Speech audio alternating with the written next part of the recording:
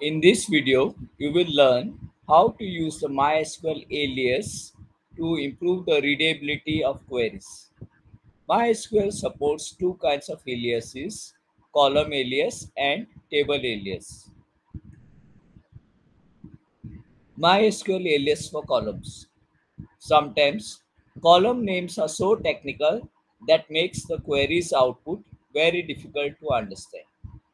To give a column a descriptive name, you can use a column alias.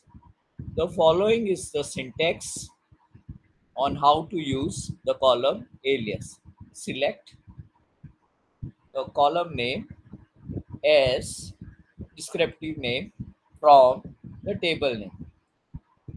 If the alias contains spaces, you must quote it in the following way. Select column name as put the name the alias name in single quotes, that is your descriptive name from table name. Let's look at the employees table in the sample database for some examples. This is a snapshot of the data in the employees table.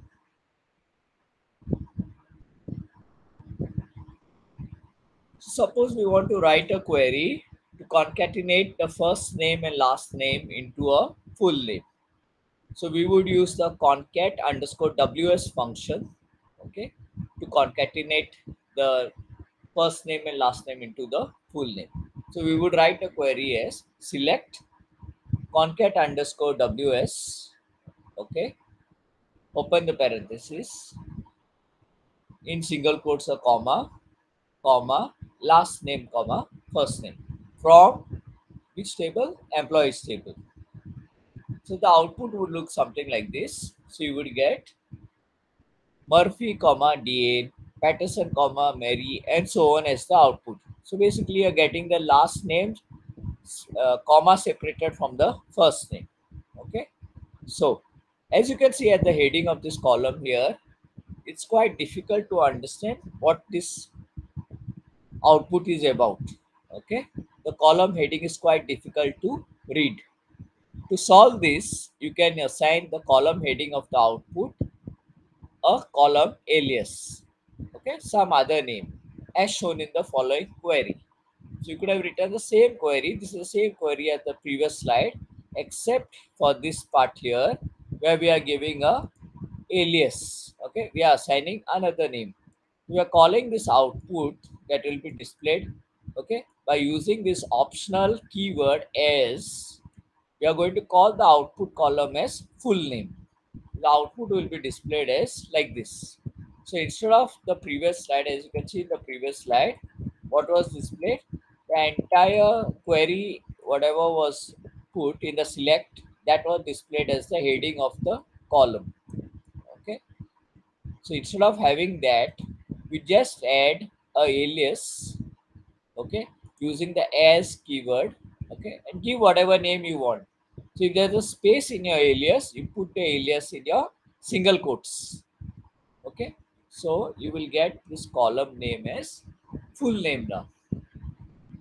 So this is the way you can assign a column alias to your output.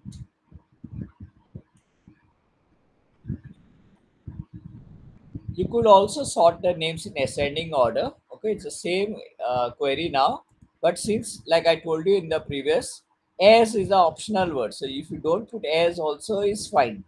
Okay, most of the times we put the as keyword, but if you don't put it also is fine, you get the same output.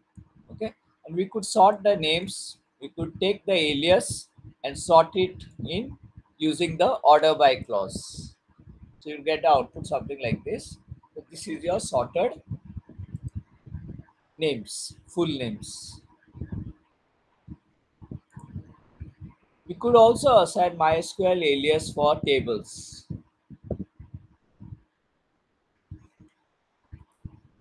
So you can use a alias to give a table a different name. Okay, so you can assign a table an alias by using the as keyword as shown in the following syntax: table name as table alias. So you can see how you can. This is an example of a query where you're giving the table name employees a table alias. So we are going to call the table employees as E. So we are saying select star from employees E. So whenever once you a table is assigned an alias, you can refer to the table columns using the following syntax: table alias dot column name. So for example, you could